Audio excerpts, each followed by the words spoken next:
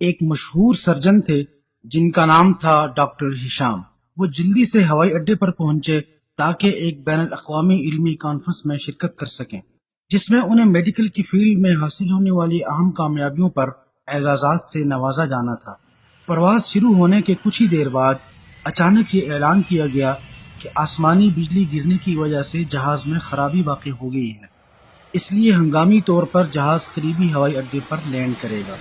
Doctor نے ہوائی اڈے پر انفارمیشن آفیسر سے بات کرتے ہوئے کہا، میں ایک انٹرنیشنل ڈاکٹر ہوں، میرا ہر منٹ لوگوں کی جانوں کے برابر ہے، اور آپ یہ چاہتے ہیں کہ میں 16 گھنٹے جہاز کے انتظار میں بیٹھا رہوں؟ آفیسر نے جواب دیا، جناب والا، اگر آپ کو اتنی ہی جلدی ہے تو آپ رینٹ پر گاڑی لے لیں، یہاں سے آگے آپ کو گاڑی پر 3 گھنٹے ہی لگیں گے۔ ڈاکٹر ہشام اس پر راضی ہو گئے اور گاڑی رینٹ پر لے کر روانہ ہو گئے۔ اچانک موسم تبدیل ہو گیا اور موسلادھار بارش شروع ہو گئی۔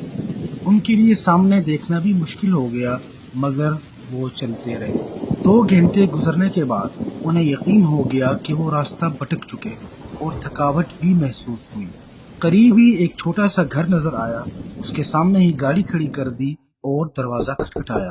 اندر سے ایک بوڑھی عورت کی آواز آئی، آپ جو کوئی بھی ہیں اندر آ جائیں، دروازہ کھلا ہوا ہے۔ وہ اندر داخل ہوئے اور بوڑھی عورت سے اس کا فون استعمال کرنے کی اجازت چاہی۔ بوڑھیا ہنسی اور کہنے لگی، کیسا فون بیٹا؟ کیا تمہیں نہیں پتا تم کہاں ہو؟ یہاں نہ بجلی ہے نہ ٹیلی فون، لیکن تم بیٹھو اور ذرا آرام کرو، ایک کپ گرما گرم چائے پی لو، کھانا بھی پڑا ہوا ہے وہ بھی کھا لو تاکہ تمہاری جان میں جان آ جائے۔ ڈاکٹر ہشام نے بڑھیا کا شکریہ ادا کیا اور کھانا کھانے لگے، جبکہ بڑھیا نماز اور دعا میں مشغول ہو گئی۔ اچانک ڈاکٹر صاحب کی نظر ایک چھوٹے بچے پر پڑی جو بڑھیا کے قریب چارپائی پر بے سود پڑا سو رہا تھا، اور وہ بڑھیا ہر 2 نمازوں کے درمیان اسے ہلاتی۔ بوڑھی عورت کافی دیر نماز اور دعا میں مشغول رہی۔ یہ سب دیکھ کر ڈاکٹر صاحب یہ کہتے ہوئے اس کی طرف متوجہ ہوئے، خدا کی قسم، آپ کی مہمان نوازی اور کریمانہ اخلاق نے مجھے شرمندہ کر دیا ہے، اور اللہ سے امید ہے کہ وہ آپ کی دعائیں قبول کرے گا انشاءاللہ۔ بڑھیا بولی، اے بیٹے، تم مسافر ہو جس کے ساتھ حسن سلوک کا اللہ نے حکم دیا ہے، اور رہی بات میری دعاؤں کی، تو اللہ تعالیٰ نے میری ایک دعا کے علاوہ تمام دعائیں قبول کر لی ہیں۔ یہ سن کر ڈاکٹر ہشام بولے۔ وہ کون سی دعا ہے جو ابھی تک قبول نہیں ہوئی؟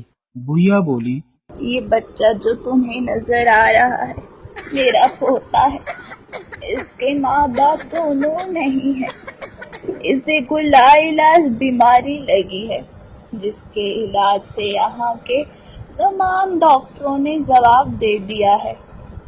مجھے کسی نے بتایا ہے کہ ایک بڑا سرجن اس کا علاج کر لے گا، اس کا نام ڈاکٹر ہشام ہے، لیکن وہ یہاں سے بہت دور رہتا ہے۔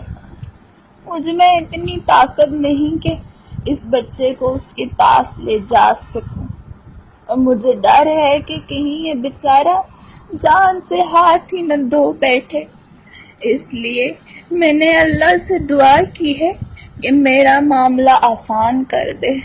ڈاکٹر صاحب رو پڑے اور بولے، اللہ کی قسم، آپ کی دعا نے جہازوں کو خراب کر دیا اور آسمانی بجلیاں گرائیں اور بارش برسائی تاکہ مجھے کھینچ کر آپ تک پہنچائے۔ قسم سے مجھے اپنی آنکھوں سے دیکھنے سے پہلے یہ یقین نہیں تھا کہ اللہ تعالیٰ دعا پر ایمان رکھنے والے اپنے بندوں کی دعاؤں سے اسباب کو اس طرح پیدا کرتا ہے۔